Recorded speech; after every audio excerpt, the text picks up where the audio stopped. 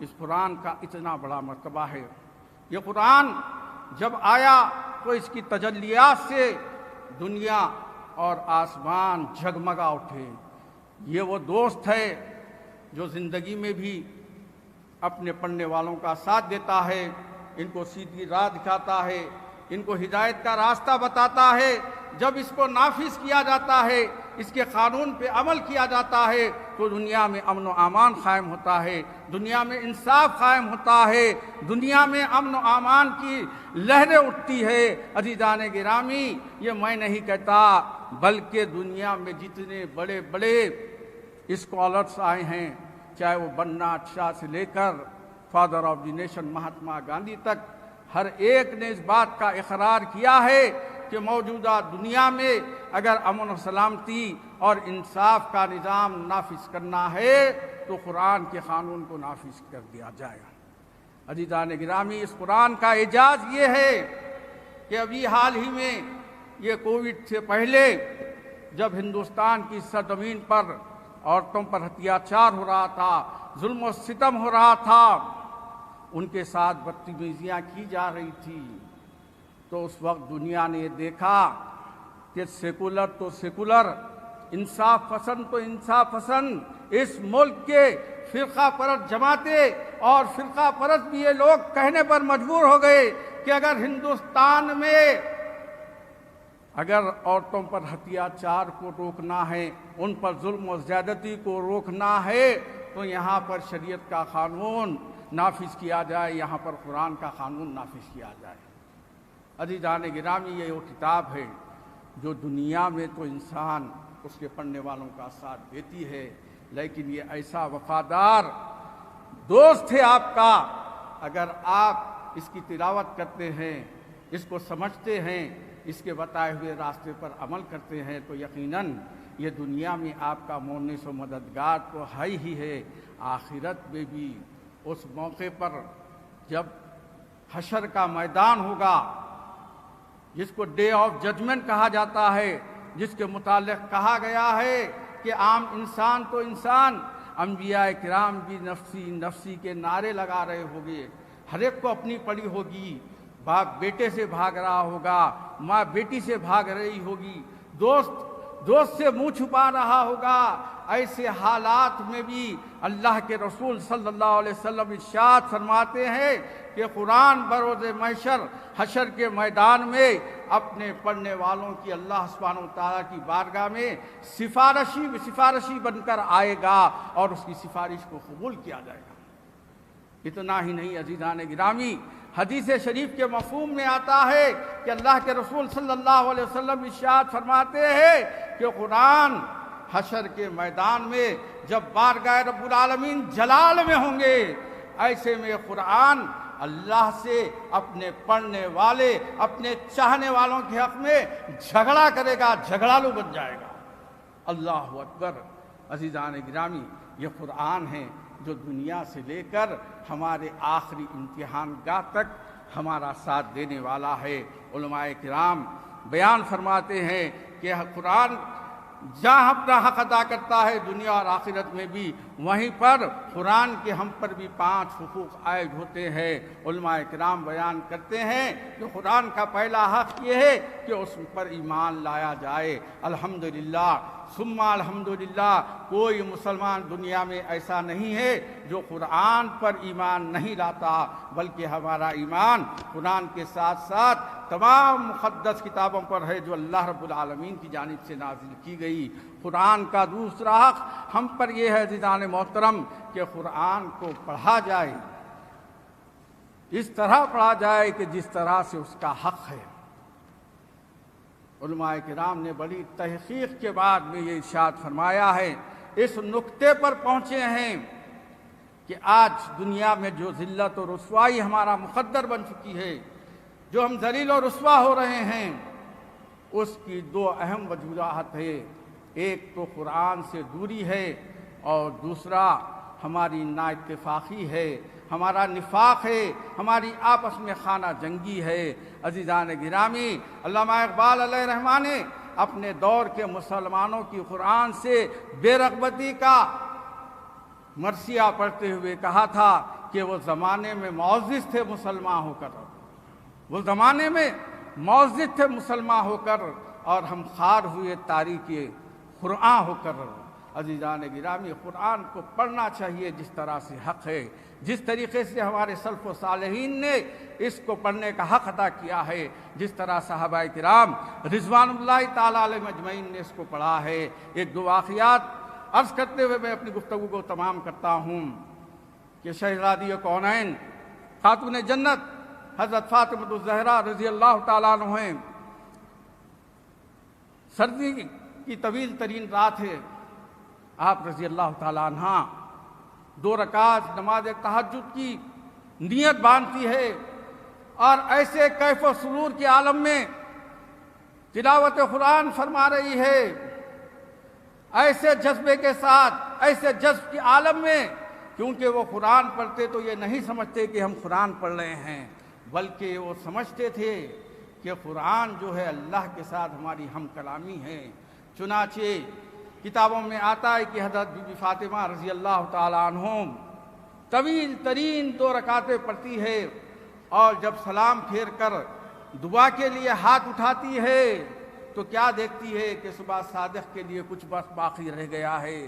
حضرت be be Fatima رضی اللہ تعالیٰ عنہ بارگاہ رب العالمین میں شکایتاً عرض کرتی ہے کہ اللہ تیری راتیں کتنی مختصر ہے کہ تیری بندے فاطمہ نے 2 رکعت کی نیت باندھی تھی، لیکن یہ 2 رکعت میں تیری رات ختم ہو گئی، اللہ تیری رات کتنی مختصر ہے۔ عزیزان گرامی، حضرت ابی بن کعب رضی اللہ تعالیٰ عنہ ہیں، مسجد نبوی صلی اللہ علیہ وسلم میں تلاوت قرآن مجید فرما رہے ہیں، تلاوت میں منہمک ہے، اسی اثناء میں اللہ کے رسول صلی اللہ علیہ وسلم کی مسجد نبوی میں آمد ہوتی ہے۔ جیسے ہی ابی بن کعب رضی اللہ تعالیٰ عنہ محسوس کرتے ہیں کہ اللہ کے رسول صلی اللہ علیہ وسلم مسجد میں تشریف لائے ہیں، تو آپ قرآن مجید کی تلاوت کو موقوف فرما دیتے ہیں۔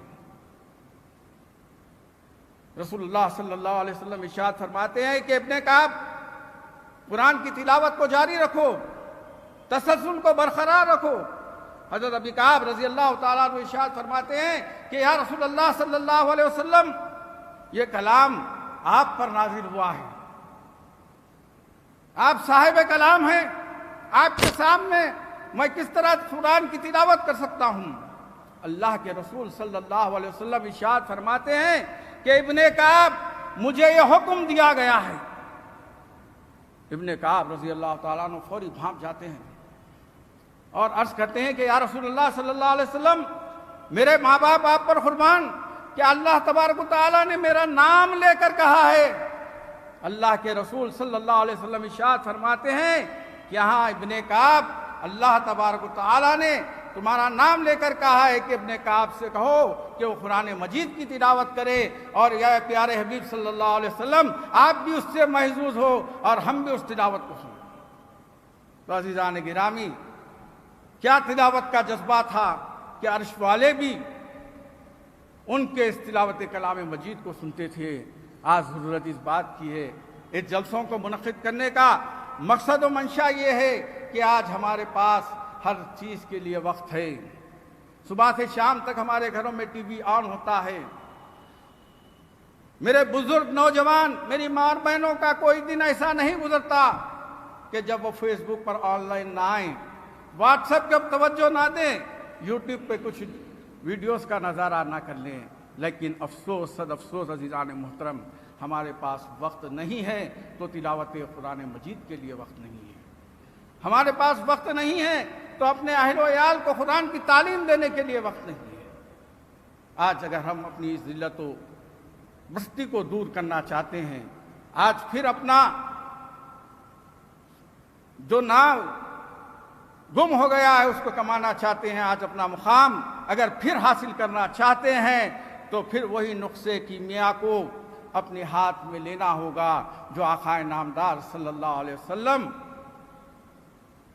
آخری نبی بن کر اس دنیا میں لے کر آئے تھے۔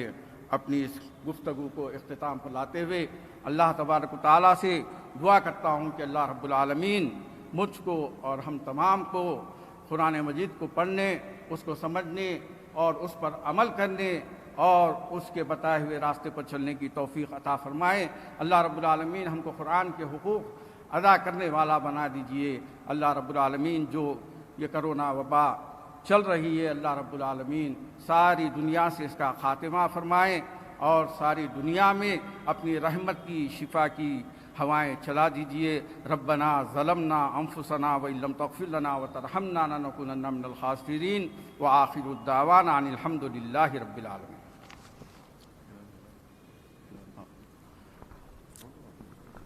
اب میں حضرت مولانا مفتی مولانا محمد انوار احمد صاحب نائب شیخ التفسیر جامع نظامیہ سے گزارش کرتا ہوں کہ وہ اس جلسے یوم القرآن سے مخاطب ہونے کی سعادت حاصل فرمائیں۔ مولانا محمد انوار احمد صاحب۔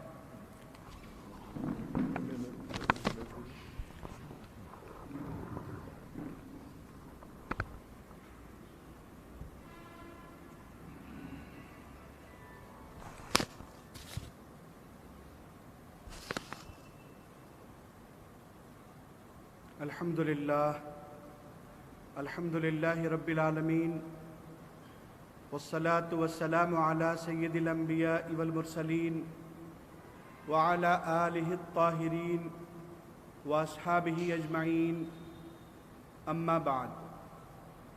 قال اللہ تبارک وتعالی فی کلامہ العظیم: اعوذ باللہ من الشیطان الرجیم، بسم اللہ الرحمن الرحیم۔ وَلِلنِّسَاءِ نَصِيبٌ، صدق اللہ المولانا العظیم۔ وقال تعالی: ان اللہ وملائکتہ یصلون علی النبی یا ایہا الذین آمنوا صلوا علیہ وسلموا تسلیما۔ اللہم صل علی سیدنا شفیعنا حبیبنا نبینا مولانا محمد بارک وسلم صلاة دائمة مقبولة تؤدی بها عنا حقہ العظیم۔ خودی کا سر نہاں لا الہ الا اللہ، خودی کا سر نہاں لا الہ الا اللہ، خودی ہے تیغ فساں لا الہ الا اللہ۔ یہ نغمہ فصل گلو لالا کا نہیں پابند، یہ نغمہ فصل گلو لالا کا نہیں پابند، بہار ہو کے خزاں لا الہ الا اللہ۔ یہ مال و دولت دنیا یہ رشتہ و پیوند، بتان وہم و گما لا الہ الا اللہ۔ یہ دور اپنے براہیم کی تلاش میں ہے، صنم کدہ ہے جہاں لا الہ الا اللہ۔ شہنشین پر تشریف فرما نگران جلسہ نقیب ملت بیرسٹر الحاج اسد الدین اویسی صاحب، صدر کل ہند مجلس اتحاد المسلمین، رکن پارلیمان حیدرآباد، حاضرین محترم، آن لائن ذرائع سے سننے والے مرد و خواتین، السلام علیکم ورحمۃ اللہ وبرکاتہ۔ خطبے کے بعد میں نے جس آیت کریمہ کو تلاوت کرنے کی سعادت حاصل کی، اللہ تعالیٰ فرماتے ہیں: وَلِلنِّسَاءِ نَصِيبٌ، یعنی خواتین کے لیے ان کا اپنا حصہ ہے۔ یہ سورہ نساء کی ایک آیت کا جز ہے۔ آج کی تقریر کے لیے، مختصر گفتگو کے لیے، میں چاہتا تھا کہ موجودہ ماحول میں، جبکہ رمضان کی گہما گہمی ہے اور اب رمضان کے اختتام پر اہل ایمان کے دل مغموم ہیں، مرد و خواتین روزہ، افطار، تراویح، تہجد، سحر، مکمل دینی سرگرمیوں میں مبتلا ہیں۔ الحمدللہ ان حالات میں ہماری بیٹیاں، ہماری بہنیں اسلام کے پیغام کو اچھی طرح سے سمجھیں کہ اسلام نے ان کو کتنا بڑا مقام دیا ہے۔ ان نورانی ماحول میں، اس بابرکت ماحول میں ہماری بہنوں کو اور ہماری بیٹیوں کو یہ بات سمجھنا ہے کہ اسلام صنف کی بنیاد پر ان کے ساتھ کوئی امتیاز نہیں کرتا۔ جیسے مرد کے لیے احکام نازل کرتا ہے، ویسے ہی خواتین کے لیے بھی نازل کرتا ہے۔ اسلام نے نماز، روزہ، زکوٰۃ، حج یا دیگر کسی معاملے میں خواتین کو صنف کی بنیاد پر محروم نہیں کیا ہے۔ اسی طرح انہیں سارے حقوق دیے گئے، معاشرتی حقوق، معاشی حقوق، سماجی حقوق، تجارتی حقوق، حقوق نکاح، تمام حقوق اسلام ان کو عطا کرتا ہے۔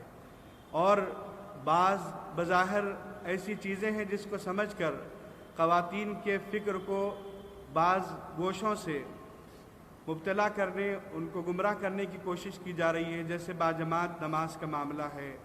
یہ در حقیقت خواتین کے لیے اسلام کا احسان ہے کہ اسلام ان کو اس زحمت سے بچاتا ہے۔ اس بات کو محسوس کرنے اور اس سے متعلقہ دلائل کو سمجھنے کی ضرورت ہے۔ بنیادی طور پر عورت کی 4 حیثیتیں ہیں۔ وہ بیٹی ہے، وہ بیوی ہے، وہ ماں